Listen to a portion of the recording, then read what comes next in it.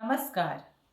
आज मैं आप लोगों को भगवान राम ने माता सीता का परित्याग क्यों किया, इस पर कुछ कहना चाहूँगी। एक सज्जन ने मुझसे पूछा था और कईयों ने भी पूछा है, लेकिन एक सज्जन तो बहस करने पर उतारू हो गए कि उन्होंने सीता का परित्याग क्यों किया।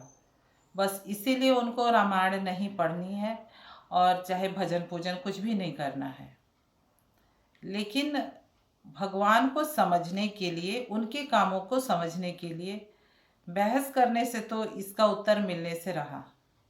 उसके लिए तो उसको भजन करना पड़ेगा। जो गीता में कहा गया है कर्म के बारे में, उस कर्म को करना पड़ेगा। आधी दूरी तय करने के बाद जब भगवान फिर उसका योगक्षेम निर्वाह करने लगते हैं उसका, तब जा कर के आदमी कुछ कुछ समझ पाता है कि अच्छा, तो रामायण में जो कही गई बातें हैं, अच्छा इस प्रकार से सत्य है।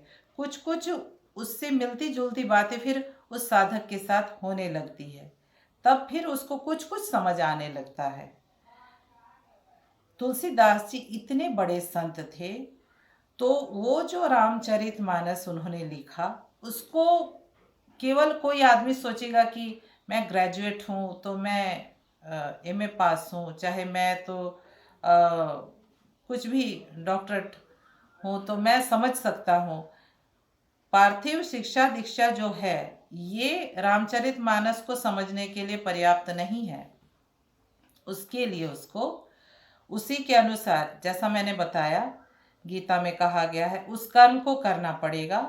फिर उसको करते करते ही उसके पास उस चीज़ का जो भी है स्पष्ट होने लगेगा कि भगवान राम ने माता सीता को कुछ समय के लिए क्यों महर्षि वाल्मीकि के आश्रम के समक्ष प्रेषित किया था, क्या था इसके पीछे का कारण। तो एक तो भगवान राम अयोध्या के राजा, तो उनके समक्ष कितना वो रहता है कि कोई राजा जो है तो दायित्व कितना है राजा के लिए। साधारण आप ऐसे ही देखिए ना, 2 बच्चों को पालने में माता पिता 24 घंटे में उनको कितना टाइम देना पड़ता बच्चों को, उनके पीछे आधा टाइम निकल जाता है, तब जाकर के उनको योग्य बना पाते हैं कि कुछ वो अच्छा काम कर सके और समाज को कुछ दे सके। 2 बच्चा पालने में, और एक राजा को सोचे कोई भी, उनके लिए कितना काम रहता है। पूरे राज्य का जो भी है प्रजा, सबको देखना, सबको खुश रखना। तो कोई राजा अगर प्रजा को खुश रखता है तो सबसे पहली बात तो वो खुद स्वयं सुखी नहीं रहेगा। दायित्व इतना अधिक है उसके पास, तो उसको पूरा करते करते, सबको खुश करते करते वो नहीं खुश रह, उसको आराम कहाँ, आराम नहीं तो चैन नहीं। इसीलिए ये एक दायित्व वाला पद है, राजा का पद जो है। इसलिए नहीं कि आप राजसुख को उपभोग करें, इसके लिए नहीं है। ऐसे भी देखा जाए तो वो बहुत जिम्मेदारी वाला पद है, हर एक के लिए नहीं है। जो सही ढंग से उठा सके जिम्मेदारी को, वही उस पद को संभाले। हर एक के लिए नहीं है, हर एक कोई संभाल भी नहीं पाएगा। पद का दुरुपयोग तो नहीं ही होना चाहिए ना।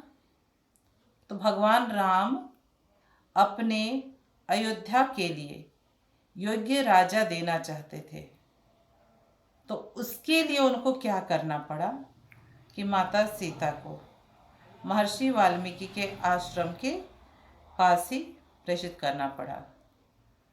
और हुआ भी वही जैसा कि भगवान राम ने चाहा था।